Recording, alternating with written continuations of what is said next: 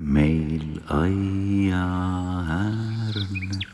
tänavas, kui armas oli see, kus kaste heinas põlvini me lapsed jooksime.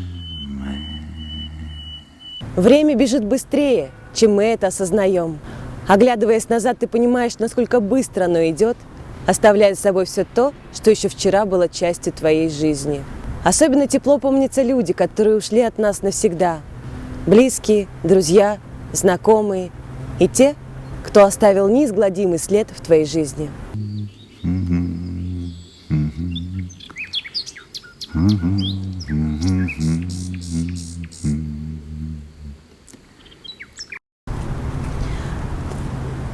Сегодня хочется поговорить о женщине, чье имя известно не только в Эстонии, но и далеко за ее пределами. Луле Вильма. Она обладала божественным даром, который сумела развить и направить на благо людей. И этому была посвящена вся ее жизнь. Луле Вильма родилась в Эстонии, неподалеку от сельского города Jõgeva. С раннего детства она была близка к природе. Ее лучшими друзьями были луга, деревья, цветы. Mõeldes Luule Viilmale tagasi inimesena minu elus, tulevad mulle meelde imelised õpetavad ja targad hetked. Mul oli õnn, olles ise 3 erinevas rollis Luulega koos olla ja temalt õppida ja temalt juhatust saada.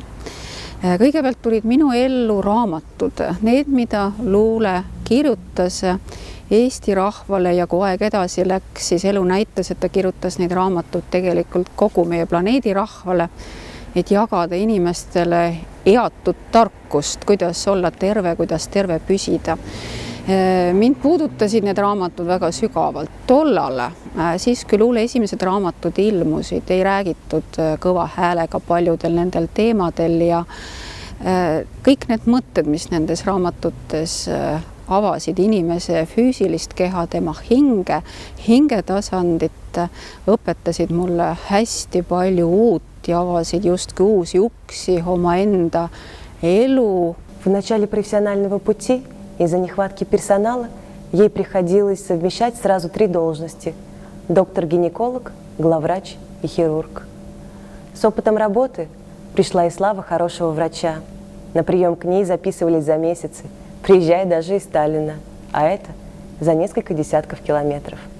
Она начала говорить, объяснить причины, основы болезни пациентов. То есть она могла хоть часами беседовать. Sest ükski inimene, ükski vaim ei talu alandust. Elu on loodud ülendumiseks ja ülendamiseks. Intelligentsete inimeste reageerimine igasugusele alandusele on põlgus. Põlgus nende vastu, kes neid ei mõista. Põlgus olukorra vastu, mis ei anna neile seda, mis nemad enda arust väärivad. Põlgus ülespoole, sest keegi on minust parem. Põlgus allapoole, sest keegi on minust viletsam. Ja tagajärjeks on vähk. Miks? Sest põlgus on pahasoovlik viha. Aga pahasoovlik viha tekitab vähki. Mõelgem selle üle. Ma jäin haigeks peale 3. lapse sündi. Ja mul kahtlustati, et mul on emakakaelavähk. Sest kõik analüüsid ja kõik viitas sellele. Aga ma olin kuulnud, et doktor Luule Viilma ravib ka emakakaelahaavandit, aga ravib teisel moel kui tavaliselt. Ravib külmaga. Ja mul oli õnne, kui mulle see diagnoos oli juba välja kuulutatud, mul oli õnne, ma sain doktor Luule Viilma jutule. Ja tema ka alguses ütles, vaatas mind sügavalt ja ütles, et kuna ta on günekoloog, et ta ei võta endale seda riski, et ta vaatab peale ja ütleb, kas on vähk või ei ole. Ja siis ta tõesti katsus mind nagu günekoloog ja ütles ei, et väga sarnane pilt on, aga ei ole vähk. Ja siis ta hakkas minuga tegelema. С большим опытом в профессии стало приходить понимание того, что медицина не всегда может помочь. Зачастую болезнь возвращается. Луля все чаще задумывалась, почему они, врачи, делают все возможное, а результата порой нет. Она видела, что людей заботит не только их здоровье, но и личные проблемы. Она стала подолгу беседовать со своими пациентами, и люди, открывшие ей свою душу, стали быстрее идти на поправку. Луля заметила это сразу и стала работать именно в этом направлении. Пациентов, чья жизнь висела на волоске, было множество. Сегодня мы поговорим с одним из них. Диагноз был страшным. Kõigepealt ma vist räägin, kuidas Luule juurde sattusin. Öeldakse, et tuli raske haigus.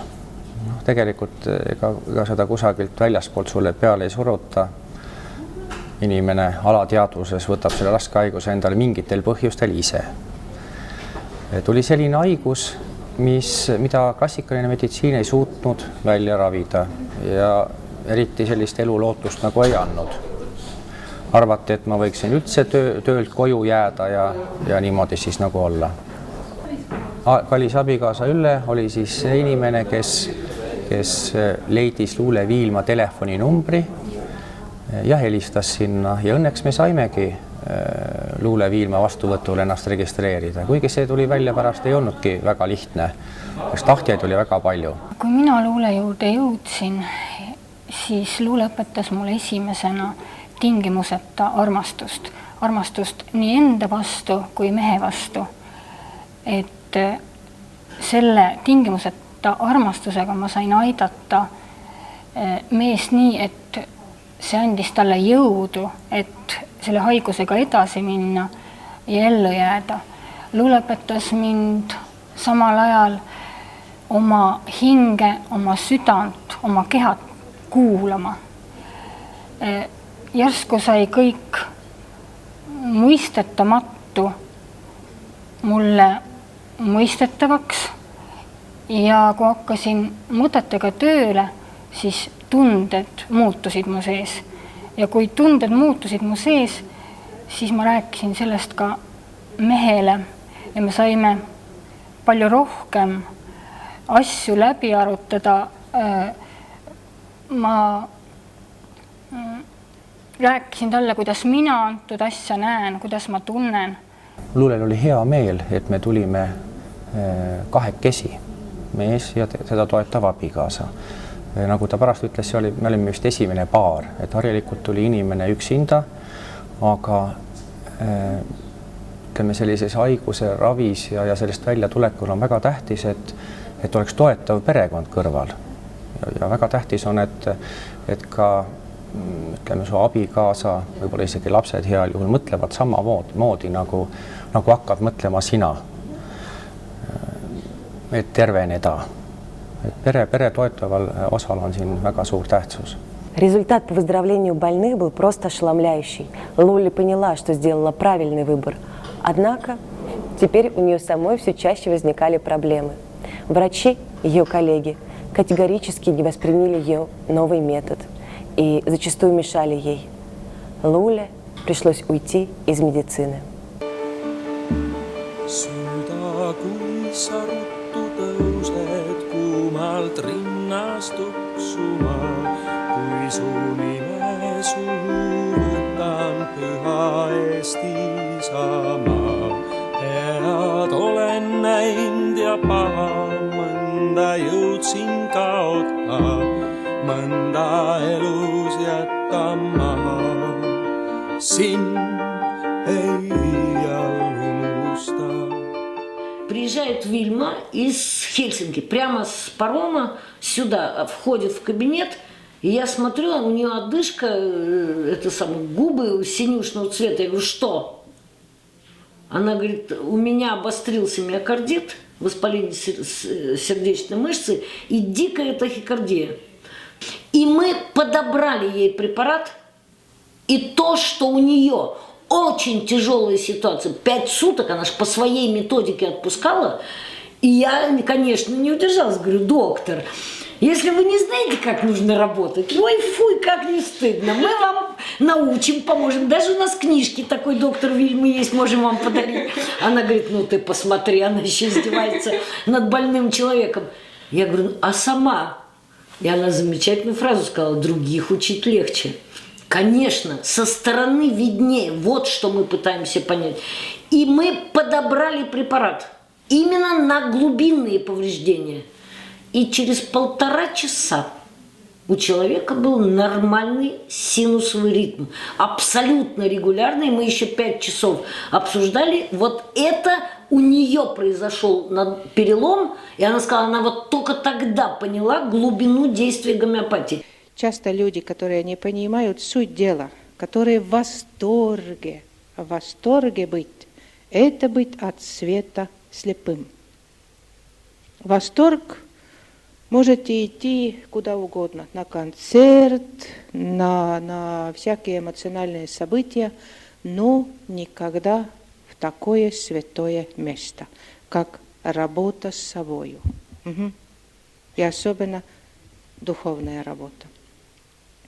Я говорю, Луля, пациент на место, говорю я строгим голосом, она кладет руки на стол, на фольгу на эту, для записи Фоля может записать эту информацию из подсознания. И таким ехидным голосом говорит, ну, доктор, и о чем мне надо подумать? Я говорю, сейчас скажу, вы сначала расскажите, что там случилось у вас. В Финляндию, лекция, большой народ, там использовали лишних пациентов, что-то она рассказывала. Мы зарисовываем аурограмму. При норме биополя условных единиц 60, вот коридор нормы, у нее 35-40. Я говорю, руки обратно на фольгу. И они втроем, и у меня было это вот моментальное как озарение, что надо сделать. Я даже объяснить не успела. Я говорю, потом все объясню, руки на фольгу. И глядя ей прямо в глаза, сказала одну фразу: нет пророка в своем отечестве. Потому что за полгода до этого была мерзкая ситуация. Опять ее там поливали грязью, ей не дали какую-то лицензию и так далее.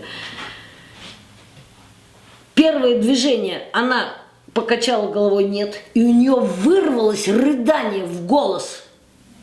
Вот то, что называется, брызнули слезы. Потом она говорила, что ну вообще, Габович, я лет 10 не плакала. Она в голос рыдала. И мы тут же зарисовали вторую аурограмму через 5 минут. Биополе скукожилось на 10-15. Это вообще реанимационная ситуация. 10-15, вообще. Kuidas nüüd luule töötas? Luule vaatas nagu sinu sisse ja vaatas, mis sind nagu piinab, mis on need stressid või need energiad, mis on nagu põhilised, milleks see haigus sinu juurde tuli. Selleks, et igal haigusel on olemas ju põhjus, miks ta tuli. Ja nüüd tulebki leida need põhjused, mitte ravida neid tagajärgi, vaid põhjusteni välja jõuda. Ja ta vaatas neid põhjuseid, neid stresse nagu vange vangikongis. Et temal oli siuke lihtne, kuidas ta seletas inimestele seda, et kuidas vabastada neid stresse, et kujutage ette, et teil on enda sees vangikong, kus istub see, ütleme näiteks viha, selline stress, mis igal inimesel on, kindlasti istub seal sügaval vangikongides. Nüüd kujutage ette, et te teete vangikongi uksed lahti, tänate teda, et ta tuli teid õpetama ja lasete teda vabaks. Ja võib-olla seda tuleb mitu korda teha, et inimesel on aastatega elu jooksul väga palju seda viha sisse ladestunud. Ja niimoodi hakata neid stresse ükshaaval vabastama. Mitte ainult stresse, võib-olla kõik olukordi, mis on elus olnud ja nii edasi. Alguses muidugi pidi luule nagu ette ütlema, et millele tähelepanu pöörata ja mida nagu vabastada. Hiljem hakkasin juba ise ka taipama. Hakkasin ise tundma, et mis mind nagu praegu vaevab, lasen ta vabaks. ja samas ka mitte ainult ei lasknud vabaks, vaid püüdsin ka leida põhjuse, miks ma olin teda nagu vangistanud või mis probleem või suhe mul selle stressiga või selle vihaga nagu on, et miks ta on minu sisse tulnud, miks ma olen ta enda sisse võtnud. See on minu probleem, sellega mul tuleb nagu tegeleda. Мы все такие разные. Мы по-разному смотрим на окружающий нас мир. С нами людьми совсем все непросто. Человеческая гордыня закрывает глаза и разум, когда у нас все благополучно. Мы принимаем скоропостижные решения и обычно не углубляемся в размышления по многим вопросам. И только болезнь, беда и горе возвращают нас к реальности. И вот тогда мы готовы на все, лишь бы вернуть ту стабильность, которую мы утеряли. Мы, в принципе, все живем по этой схеме. До нас не достучаться. Мы хотим все успеть, все настроить, все получить. Мы хотим красивой жизни.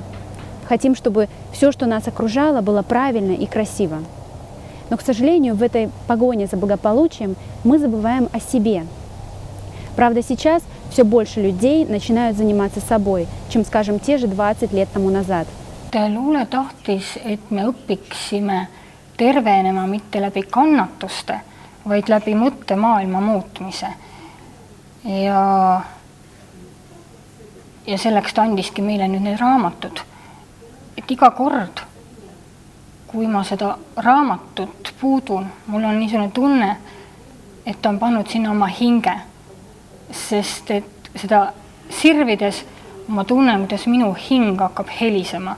Ja kuigi ma neid raamatuid mitu korda lugenud, jääb mulle iga kord silma mõni lause, mis tundub nagu esmakordselt loetud, aga ma saan aru, et ma lihtsalt see moment, kui ma seda loen, oskan seda rohkem mõtestada. Luule andis väga palju informatsiooni meile nii, et ta ütles, et te ei saa sellest praegu aru, aga millalgi.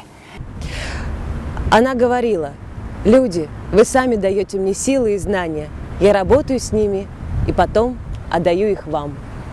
Ta tõesti luges mõtteid, see kogemus oli mul ka ja ma ei võõrastanud seda, ta nägi, kuidas ma olemas olen ja talle pakkus kui üldse, siis ta nagu võttis seda huumoriga, sooja huumoriga, sest seda ma ei mäleta küll mitte kunagi, et tema koju tulles oleks meie peale ennast nagu välja elanud või nii-öelda enda probleemide pärast midagi nii-öelda perele nagu öelnud halvasti, seda ma ei mäleta. Ta pigem hoidis selle siis endale ja need probleemid tulid välja pigem siis hiljem, kus ta, ma ei tea, kas jäi haigeks või lihtsalt, ma ei tea, saunas olles hakkasime rääkima, et aga pere eest tal kunagi seda nagu ei näidanud niiviisi välja. Näed, ta oli lugupidamist äratav, ta oli ikka nagu õpetaja, et nagu seda vaimset lohakust sa nagu ei sallinud, hingelist lohakust, et ta ikkagi ootas, et kui sa käid tema juures ja õpid, et sa ikkagi teed oma kodused ülesandeid ka. Aga kui sa oled ka terve, ikkagi peaksid sa arutlema oma käitumise üle.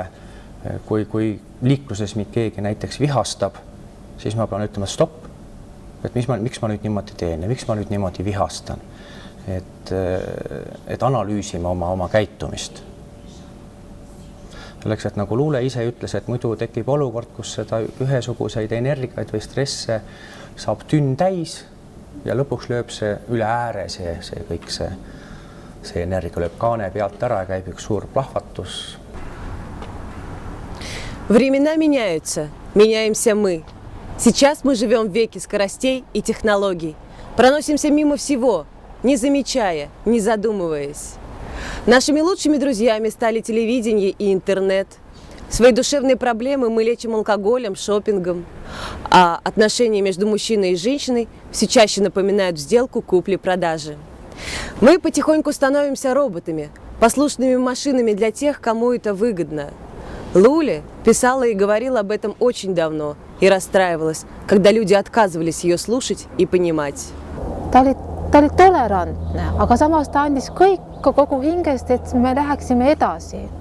See tegevus, millega ta edaspidi hakkas tegelema, oli nagu loomulik üleminek.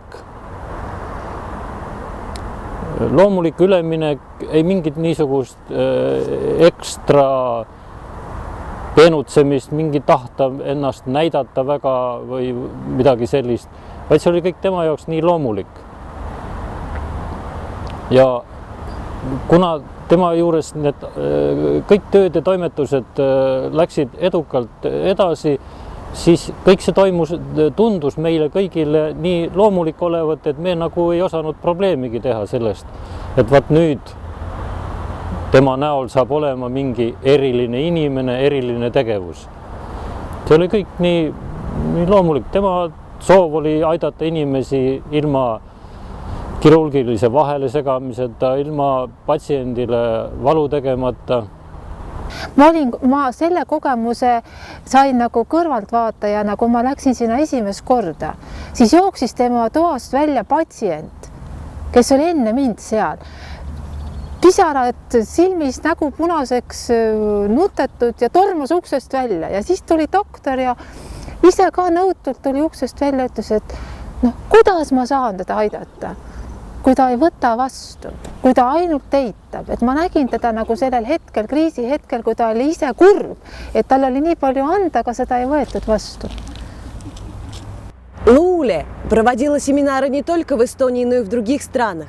И везде встречала понимание и благодарность людей.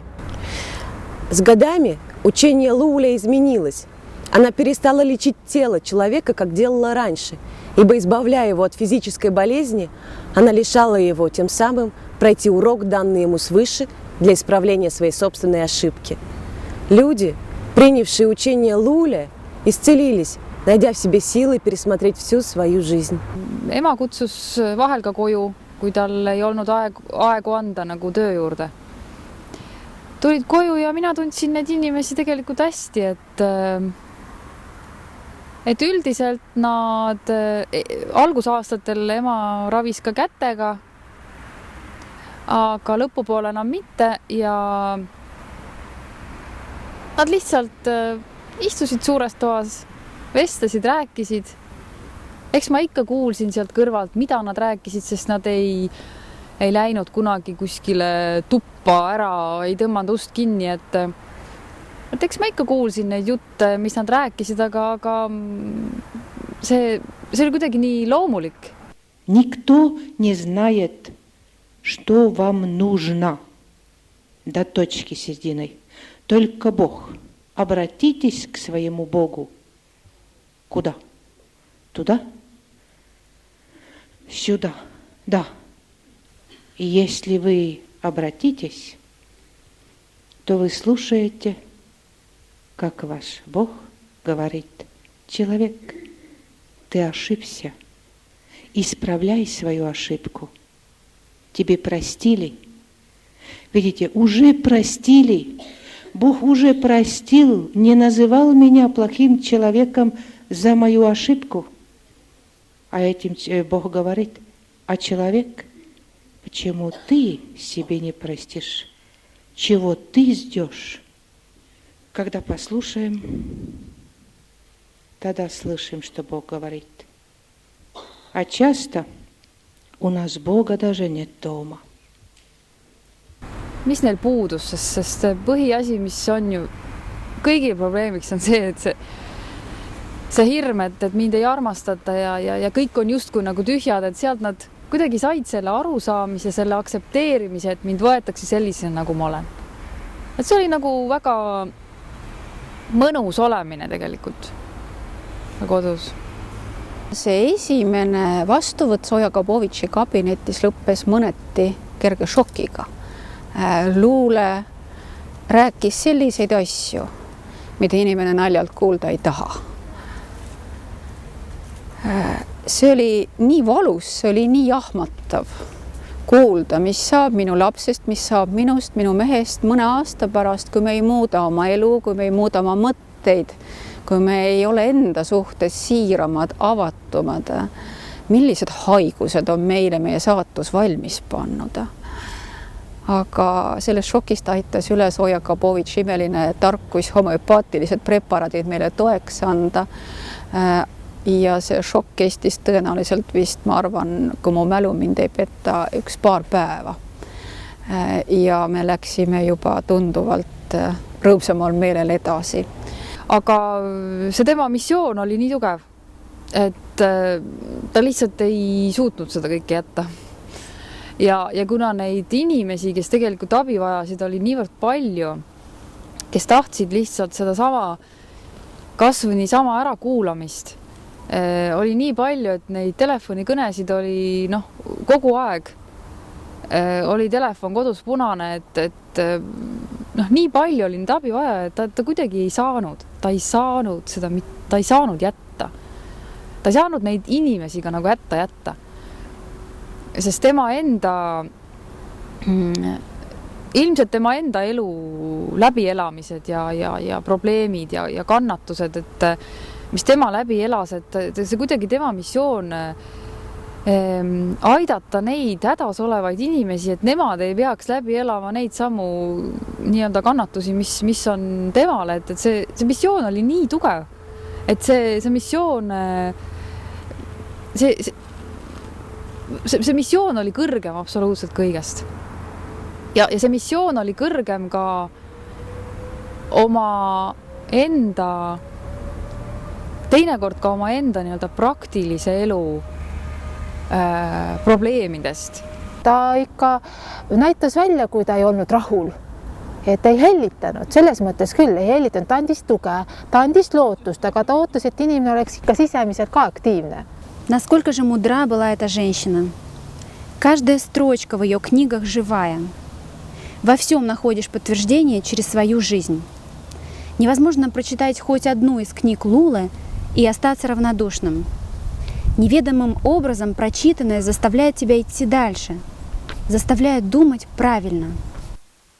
Хотя достаточно трудно было жить рядом с ней, но очень приятно то, что мне и моим дочерям удалось жить рядом с ней. Не говоря о эстонском народе, кому удастся читать ее книги на родном языке. Муж Луле, Арво, помогал ей во всем. Он был и за водителя, и за секретаря, когда это было необходимо. Часто сопровождал свою жену на семинарах, проходящих в разных городах. Строил дом, справлялся с хозяйством. Он был хорошим отцом 2 дочерям, Вирге и Вилье, а впоследствии и внукам. Но самое главное, он всегда понимал Луле и поддерживал ее в тяжелые моменты ее жизни. Ее ранний трагический уход вызвал настоящий шок среди близких и тех, кто знал ее. Автомобильная авария. Ее муж Арво выжил, но долго находился в коме. Луля всегда говорила, что всему свое время. Видимо, это было ее время. Isa aitas ema ikka väga palju, kuna emal oli vaimne töö, siis kogu selle praktilise elu poole hoidis ikka isa korras, et ema saaks võimalikult palju keskenduda ikkagi selle vaimsele tööle. Nii et ta püüdis igati ema aidata. Selle koha pealt oli küll asjad korras, et kõik reisid, kõik see elu praktiline pool oli ikkagi isa ajada, sest ega need tööpäevad olid ju väga pikad ja... Tähendab eestlane, aga nad elasid aastaid Luksemburgis ja temal oli 2 lapsel ühtemoodi diagnoos. Ma diagnoosi ei mäleta, aga see oli geeniviga, geenivigastus selline. Ja kui Luule läks tööl oli tal küllalt pingeline, siis õhtul kodus olid tal telefonikõnesid ju küllalt palju. Ja siis ta selle naisega, selle naise nimi oli Anneli, temaga ta suhtles telefoni teel. ja õpetas Luksemburgi telefoni teel, noh, et kuidas said need geenivead kõik parandatud, lapsed on terved ja nüüdseks on see perekond juba Eestis tagasi. Ja ta on ükskord, on Anneli nagu luule juures käinud ja näinud luulet nagu isiklikult. Ja ta on väga, läheb edasi luuleõpetusega, ta on väga rahul, kirjutab muinasjutte, annab raamatuid, laste raamatuid, niisuguseid välja, sest lapsed on terved ja lapsed annavad talle inspiratsiooni ja noh, elu läheb nii nagu.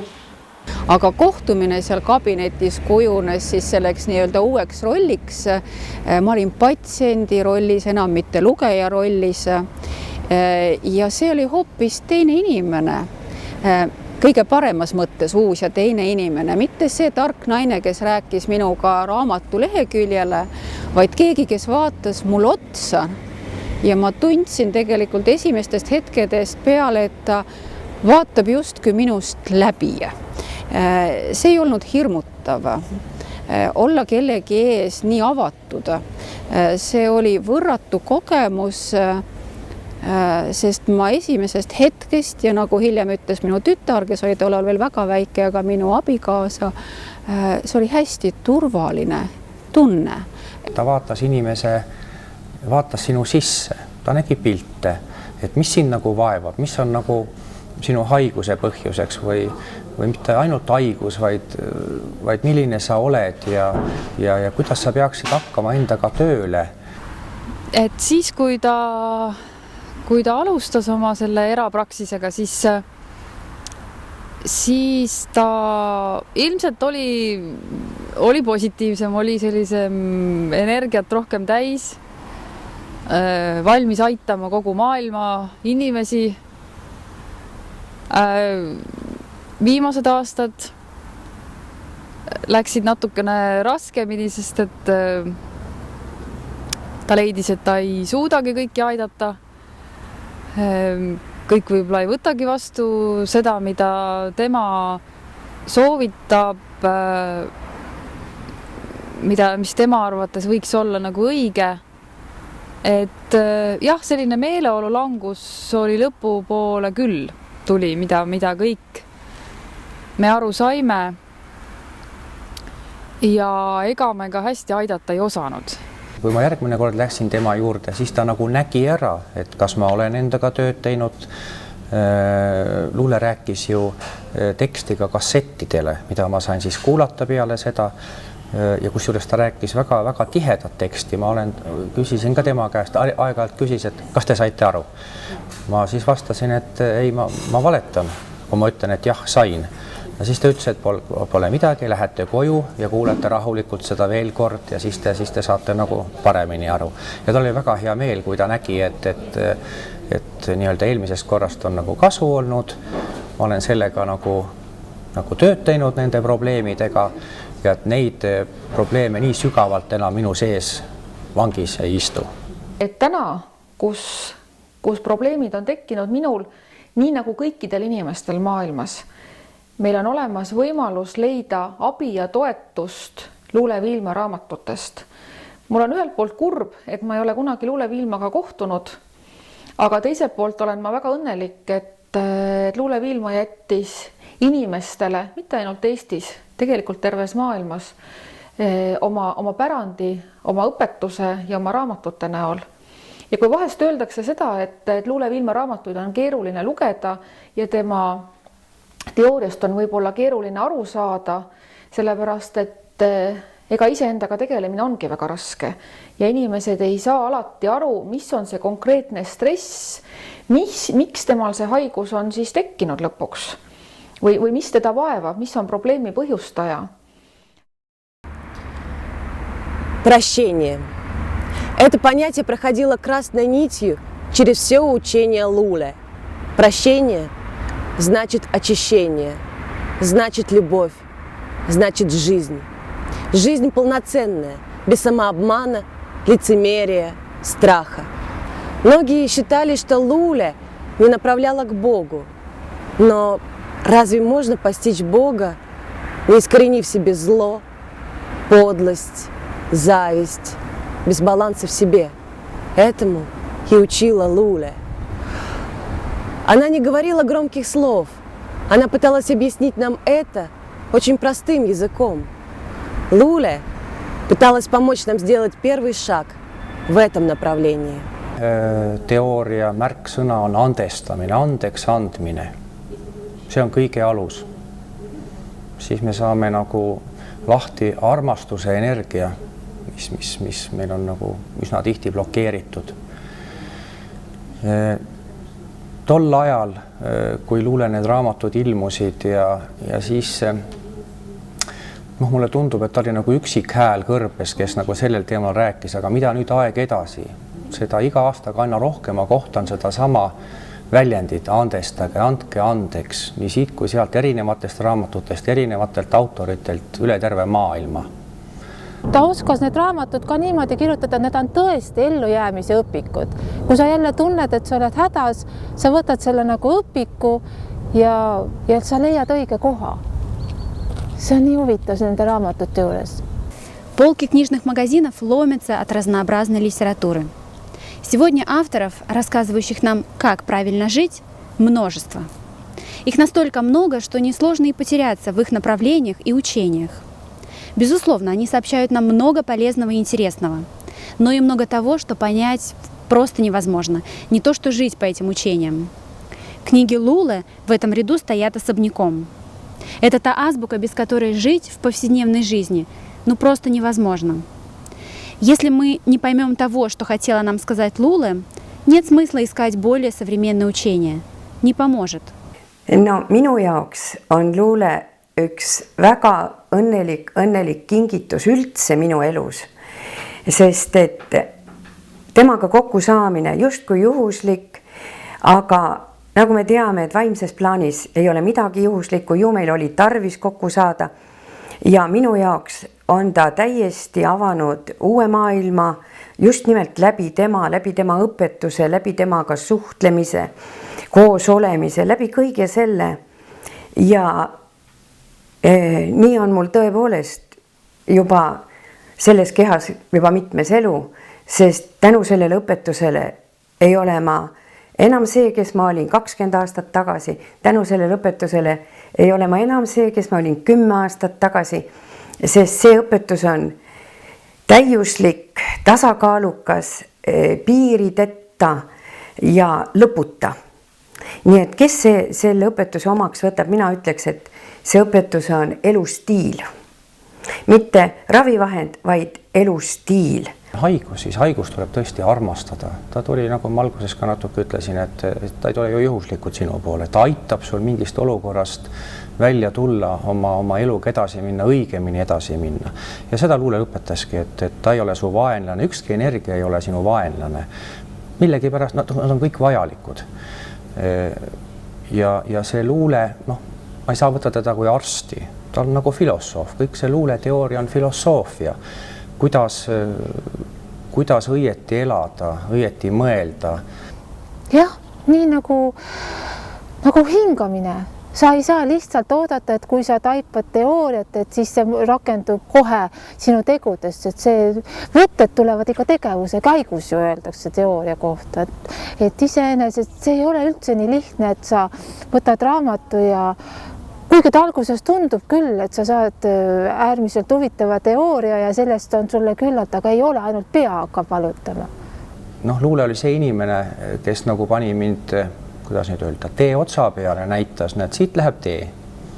Seda teed ma olin tegelikult otsinud juba võib-olla isegi aastakümneid. Aga Luule oli konkreetselt see inimene, kes pani mind sinna tee otsa peale, ütles, näed, see on nüüd tee, et seda mööda võid sa minna. Loomulikult tee hargneb, tee ei ole üks ja lai, vaid seal on käänakuid ja neid pööramise kohti ja pean valima mitme tee vahel, aga nüüd ma olen juba võimeline seda tegema.